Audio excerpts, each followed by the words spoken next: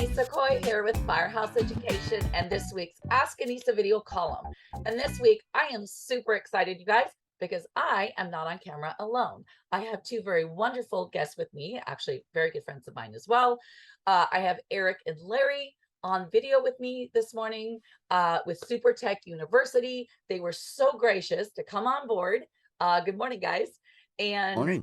What's happening? Yeah. They were so gracious to come on board this morning and go over a very, very important topic that is actually their expertise. So I thought you would really enjoy their perspective. And what we're going to talk about today, you guys, is one of the number one, it's probably the number two questions and topics that everyone wants to know when it comes to either starting a business or you're in your business and you're having this struggle. And it's, how do I get employees? How do I hire good people? We hear a lot in the last little bit about, I can't even get people to show up for an interview and things like that. And I know, listen, the last couple of years have been really tough. And I understand that. And there's a lot of the talk about the Great Resignation and a few things like that. But you know what, you guys, I've been actually hearing that companies are going through this struggle since I started all of this back in 2009. So this isn't anything new. And I just feel like it's a really important topic. And so thank you, gentlemen, so much for being with me. And I actually would like you to go ahead and introduce yourself to the audience and tell us, what is Super Tech University and what do you guys do? I'll leave that to Larry. He's the MC. So my name's Larry with Super Tech University. My business partner, Eric, the Tech Whisperer. And what we have is a university, a school that trains technicians, soft skills, not technical skills, but soft skills, so that they're better communicating with everybody. They're better at making better decisions. They're better at interacting with the clients, with their coworkers, with their supervisors and managers, just skills that they don't necessarily learn. We found that in our service business. We had to train our guys these skills. And once we trained them these skills, they were better apt at being better technicians for us. And it worked Awesome. like magic. Awesome. So I want to ask you guys something that I think maybe some of you watching may want to ask, but don't. And I would like one of you to explain to us, how would you define, if I asked you to give me a definition of company culture, what would you say that is? Okay.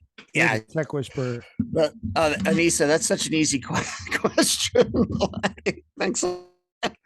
I would say the company culture. I'm going to do it in bullet points. Do you mind if I do it that way? No, that's great. Okay. I think there's a great illusion that you can buy culture, not earn it. Right. So it's not bought, it's earned. It's not giving somebody a birthday cake once a month or whatever. It's a lot of things. But the main thing in the company culture is to have a place where the team, and I'm talking especially your technicians, because they're often the lost, forgotten tribe within the company, right? Where they feel that they can come and have a safe, stable work environment where they can excel. And how do you get that? You get that by spending time with them. You spend that by training them. You spend that by creating a place where it's not only production and efficiency and profit. And yeah, you're going to get those. But the thing is that that's not where their focus lies. Their focus lies on, how do I know if I'm winning at work? And without systems and reviews and training, you cannot have a good culture. It's literally impossible, because we tried to do it the other way and it never worked.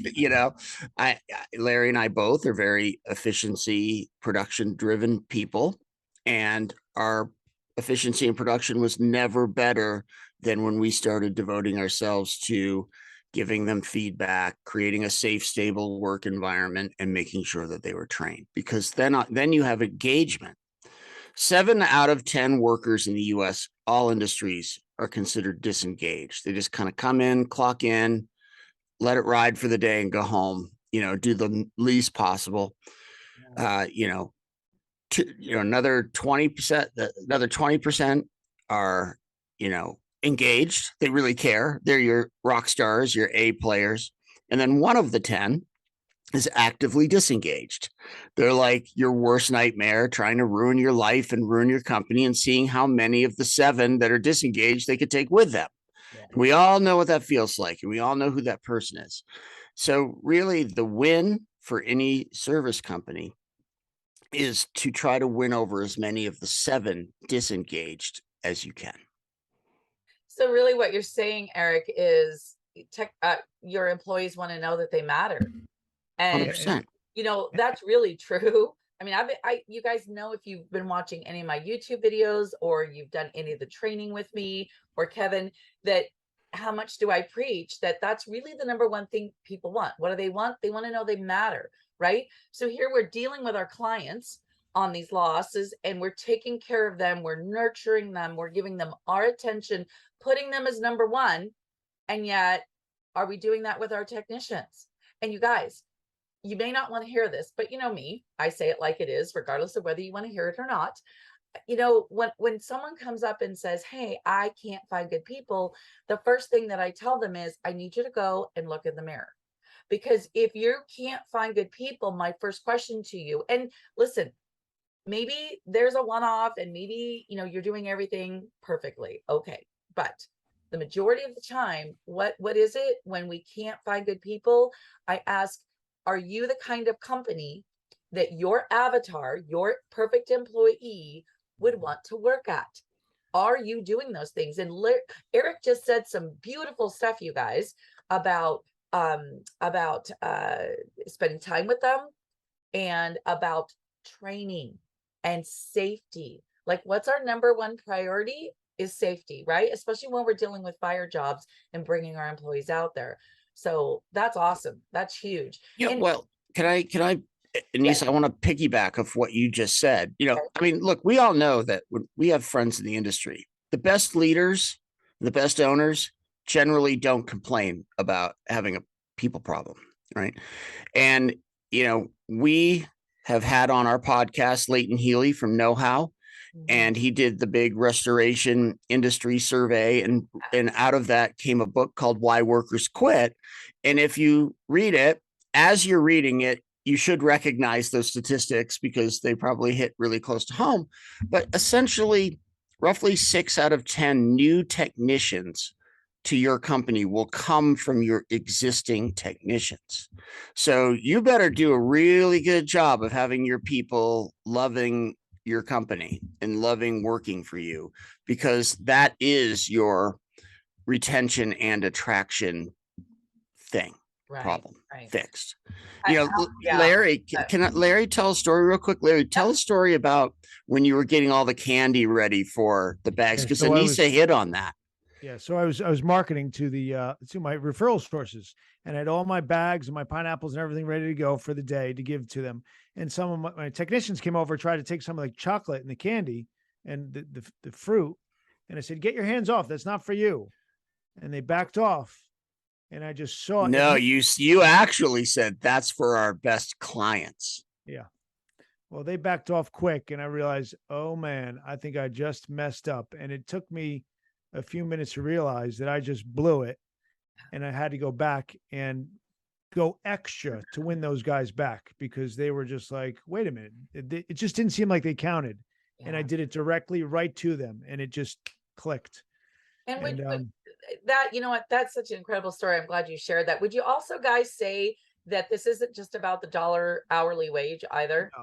No, not at all. You can't just keep paying people. You can't buy a culture. It's something you got to work on. Just like you work on marketing, just like you work on your sales, you work on your admin, your operations, and your leadership. Leadership, to have a great culture, is something that is continuously needs to be addressed. Yeah. And that's what we eventually did in our business. Realized we had to do it. And once we got it to that point, we were running like it was perfect. It was great. But everything gets better, right? So it's like, oh, I don't have time, or I don't have money, or I don't have this and that for any of this. But, we always have time and money to go fix all the problems that we have. Right. So let's be preemptive and invest that money in ourselves and our team. And then we won't have to run around like firemen putting out fires in the field all day. They will take care of themselves. Yeah.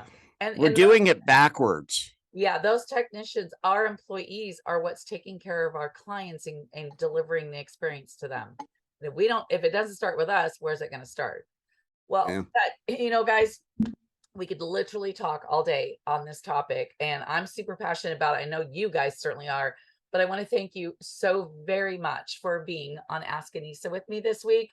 And I really, really hope you guys really understand the expertise that these two have. This is what they do and focus on.